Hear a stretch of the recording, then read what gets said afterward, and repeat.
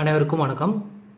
இனி நாம் இந்த பகுதியில் பொங்கல் தினத்தன்று, அதாவது வருகின்ற 15ஆம் தேதி தைப்பொங்கல் கொண்டாடுற நாளில் நாம் என்னென்ன விஷயங்கள்லாம் பண்ணணும், மேலும் அன்றைய தினத்தில் நாம் சொல்ல வேண்டிய மந்திரங்களை பற்றி தான் இனி நாம் இந்த வீடியோவில் பார்க்க போகிறோம். அதற்கு முன்னாடி இன்னும் நம்மளுடைய வசியம் சர்வலோகம் சேனலை சப்ஸ்கிரைப் பண்ணாதவங்க மறக்காமல் சப்ஸ்கிரைப் பண்ணிக்கோங்க. தை முதல் நாளில் தான் நாம் தைப்பொங்கல் கொண்டாடுவோம். மேலும் அந்த நாளை நாம் அறுவடை திருநாளாகவும் கொண்டாடுறாங்க. விவசாயிகள்லாம் அவங்களுடைய பயிர்களை அறுவடை செய்கிற நாள் அது. மேலும் அது சூரிய பகவானுக்கு உகந்த ஒரு நாளாகவும் அது கருதப்படுது. மேலும் இந்த திருநாளன்று நாம் நம்மளுடைய வாசல்களில், நம்மளுடைய வீட்டு வாசல்களில் வண்ண கோலம் விடுவோம். மேலும் சாணம், மாட்டு சாணத்தை வச்சு நாம் வீடை முழுவதுமாக சுத்தம் பண்ணுவோம். இப்படி மாட்டு சாணத்தை வச்சு நம்மளுடைய வீடை துடைக்கும் போது, அதால் நாம் சுத்தப்படுத்தும் போது நம்மளுடைய வீட்டுக்குள்ளே எந்த ஒரு கிருமியும் தொற்று நம்மளுடைய வீட்டுக்குள்ளே வராது. இது ஒரு நல்ல ஒரு கிருமி நாசினியாக நம்மளுக்கு பயன்படுது. மேலும் அன்றைய தினத்தில் நாம் பழைய பானை வச்சு பொங்கலை பொங்கக்கூடாது. புது பானையை வச்சு தான் நாம் வருஷம் பொங்கலை கொண்டாடணும். மேலும் அந்த புது பானையில் பச்சரிசி பால் வச்சு பொங்கலை கொண்டாடணும். இப்படி பொங்கல் கொண்டாடுற தருவாயில் பொங்கல் பொங்கி வரும்போது இந்த திசையில் பொங்கல் பொங்குனா நம்மளுடைய வாழ்க்கையில் என்ன நடக்கும் அப்படின்றத தீர்மானிக்கக்கூடிய ஒரு சில விஷயங்களை பற்றி நான் இப்போ உங்களுக்கு சொல்ல போகிறேன். வடக்கு திசையில் பொங்கல் பொங்குச்சுன்னா உங்களுக்கு, உங்களுடைய குடும்பத்திற்கு பணவரவு உண்டாகும். மேலும் தெற்கு திசையில் பொங்கல் பொங்குனா உங்களுடைய வீடுகளில் செலவு ரொம்பவே அதிகரிக்கும்.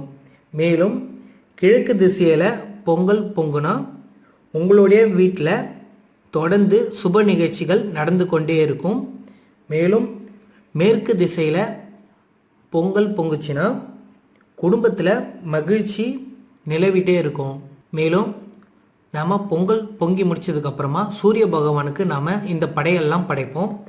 அப்படி நாம் வாழைப்பழம், வெத்தலைப்பாக்கு, பொங்கல், சர்க்கரை பொங்கல் இதெல்லாம் வச்சு சூரிய பகவானுக்கு பச்சை வாழை இலையில் படைக்கும் போது நாம் ஒரு சில மந்திரங்களை நம்ம சொல்லணும்.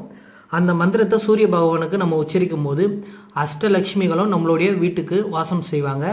அந்த மந்திரத்தை நான் இப்போ உங்களுக்கு சொல்கிறேன், நல்லா கவனமாக கேட்டுக்குங்க.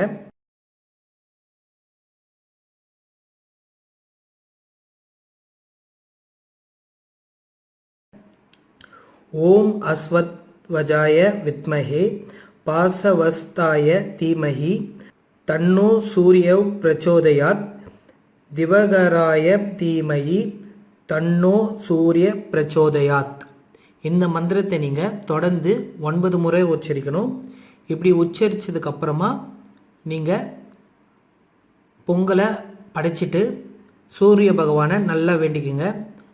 சூரிய பகவானை வேண்டுறதுனால நம்மளுடைய வாழ்க்கையில் இருளாக இருந்தாலும் சூரியனை எப்படி நம்மளுக்கு வெளிச்சம் தருமோ அந்தளவுக்கு நம்மளுடைய வாழ்க்கை ரொம்பவே பிரகாசமாக இருக்கும்.